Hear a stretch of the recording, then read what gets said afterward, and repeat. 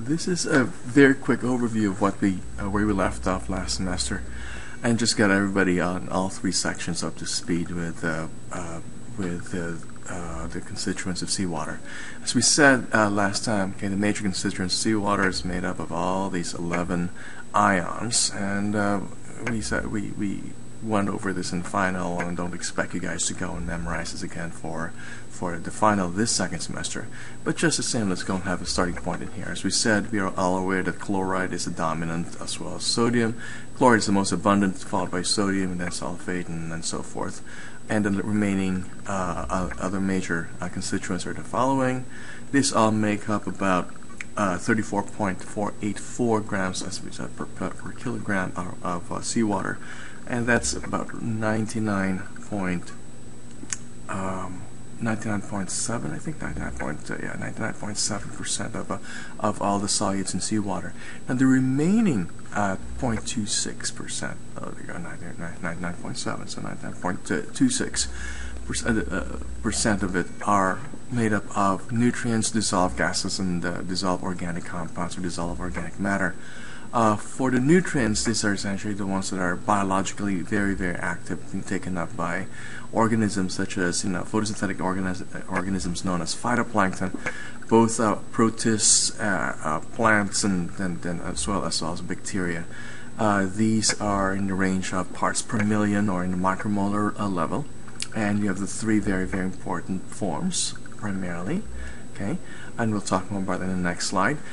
These are usually brought in by rivers, and sometimes they're called droppings by organisms, especially birds that form large colonies right by the sea, right by the coast. We call them guano, just like what you call the droppings from bats.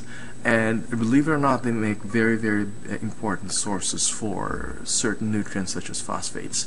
Others can come from the recycling, as organisms in the water themselves, in seawater, get eaten up and then processed, and then they get respired back out and then recycled back out as inorganic material. So that's where some of these nutrients also come from. Now, we have three very important forms of nutrients that we want to go cover. They're the ones that impact phytoplankton activity, enhance photosynthesis. Phosphorus usually in the form of phosphate. Note, by the way, made a mistake right here. That should be PO43 negative instead of 2 negative. They're in the order of about 5 micromolar or less, or 0.07 parts per million. Now, these numbers are not that important. I don't expect you to memorize them, so do not stress yourself out. I'm more interested that you guys know what the form of phosphorus is in seawater. These are very, very important, all types of phytoplankton, because they make up components of the DNA, ATP, other kinds of nucleotides, membranes as well of cells. And so when phytoplankton make these, they of course pass it on to other organisms through the food chain. So in essence, they of course make up also ATP in their DNA and so forth. Also, the bones of fish, vertebrates, of course, backbone animals such as fish and whales and so forth, are made primarily of phosphates as well. The next form would be nitrogen, and nitrogen tends to go and exist in three forms: nitrate, nitrite, and ammonium. Nitrate is the most abundant in its forms, usually in 1 to 40 micromolar. Nitrite, NO2 negative 1, very different, is about less than 1 micromolar, and the one that's most rapidly recycled but the least in concentration is the ammonium. Let me go pause here for a second. Okay, I'm back. So we were just going over the concentrations of average concentrations of the three major nutrients, that is phosphates, nitrogen in the form of nitrate, nitrite, and ammonium right here. And then finally, as we said, you have the individual ranges for concentrations of these three forms of nitrogen in seawater. The combined concentration is right around the order of about half a part per million. Okay, and finally, the last one of all of the nutrients would be silicon. Silicon occurs as dissolved silicate, which is actually salicylic acid. It's H2SO SiO4 to -5, I believe. I'm not so sure about that, but it's a very, very sparingly soluble form. But somehow, okay, two groups of organisms in particular, in the plankton, in the water column, are actually very, very effective in absorbing or precipitating this acetone form, the shells in their bodies. That would be the diatoms and the radiolarians. These tend to be fairly low in concentration, 3 parts per million, and that's about 50 to about 120 micromolar. It's a little bit higher than what you find with nitrogen, but it's still, remember that this is in the micromolar range. It still is a fairly low concentration. It's fairly soluble. So those are the three that are nutrients, okay, that make up the minor constituents that are actually very, very important biologically. In addition to that, you also have dissolved gases. This, of course, vary quite a bit because the solubility of most gases is very, very low. Some of them, however, can actually occur at levels higher than what they usually are considered saturation, and that is because they will be affected by biological activities such as photosynthesis and respiration. So pressure, temperature, salinity, these are the physical factors that typically impact those gases that tend to be not active biologically. So, a nitrogen N2 gas is relatively inert. Argon, a noble gas, is also very, very inert. Likewise, helium, which is not featured in here, can be measured actually at certain levels in seawater as well. However, as I said, respiration and photosynthesis directly impact concentration of these two key gases. Now, this is very important because remember, carbon dioxide, when introduced into water, does not remain intact as molecular carbon dioxide. It actually turns into carbonate by its chemical reaction, by the carbon dioxide's chemical reaction with water, okay, to go and form the weak acid by carbonic acid. Oxygen, on the other hand, remains intact as O2. This is what organisms breathe, okay, and use when they respire. So fish breathe in water. They take up the O2 that's dissolved in water, not the O in the H2O.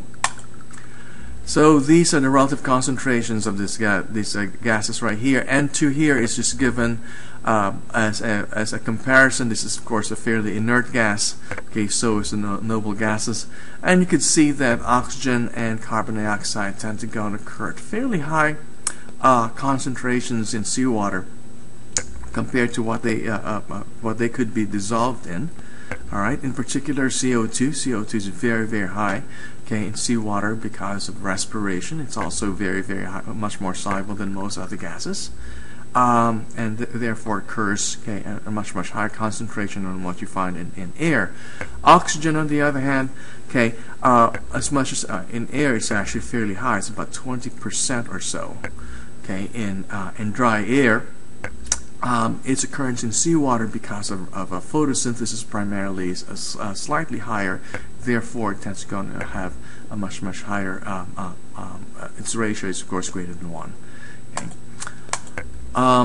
In addition to that, we have trace elements, primarily ions of metals, and these are extremely low, and we already talked about these. Do not try to go and memorize these. Just keep in mind that these things can occur. What's intriguing here sometimes is that I have gold occurring in parts per billion, but because of the sheer volume of the ocean, you can extract a huge amount, okay, of gold actually in seawater. It's just that the process that involved in extracting that and turning that into gold metal is so expensive that it's not yet economically feasible to extract gold from seawater today.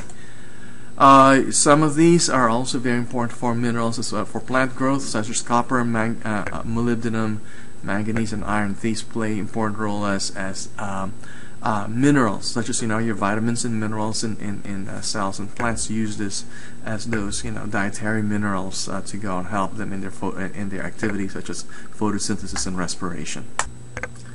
Finally, the last component of the minor constituents would be the dissolved organic matter. This is a a mix of a whole bunch of different kinds of organic substances that are not yet very, very well understood. Most of them probably originate coming out from, contents of the cells or excretions from organisms, and they come out initially as fairly recognizable, very simple organic material. But over time, through the action of bacteria working on them, or maybe the sunlight actually making it a lot more reactive chemically, would enable to cause some of these things to go and clump together, making them turning them into a group of a very unrecognizable organic material. So even to this very day, not a lot of these is very well known. Now they range from about 10 to about 40 micromolar, right around the same concentration level as that of the nutrients, such as nitrates and phosphates. However, it's one of the biggest challenges in measuring components in seawater is trying to go figure out the concentration of the total dissolved organic matter. Why is it there's some interest in it? We all know that all of this originally came from living things like cells and so forth, and so scientists believe that probably about 10 to 30% of photosynthetically produced organic material in seawater might actually be leaked out into the seawater as dissolved organic matter. And so that's like a potential loss of a photosynthetic output right there. That otherwise would be lost in the food chain, leading all the way up to the fish that we eat. But they believe that about 10 to 30, a small percentage of that 10 to 30% that's actually lost can be recovered because bacteria would take them up and suck them up, and the bacteria in turn get eaten up by protists, and the protists in turn get eaten up by the small fish, thereby returning some of this otherwise lost photosynthetic output back into the main food chain again. Okay. Now, dissolved organic matter in other ways also has an impact on the coloration of the ocean, largely because of their photoreactivity. We all know that in the deep water takes on a very deep color, deep blue color, and that's fairly obvious right here in the horizon in this picture. But as you get closer and closer to the coastal waters, they take on a more greenish color, and part of that is because rivers tend to go and bring in dissolved organics that may take on some yellowish color as they enter into the ocean, and this yellowish color mixes with the blue coloration that the water tends to go and have, and masking that blue color to go turn it into green. Okay, and so that's the reason why coastal water tend to go and have a greenish color. Okay, that's the place where they actually mix with some of this dissolved organic matter known as humics that actually give that, impart that yellowish color. You'd see the yellow streaks in here before they finally mix in with the rest of the seawater to go make them more green. Okay, and as you go further into the deeper and deeper parts of the ocean, they tend to go and have a more blue color right over here. Okay, so that is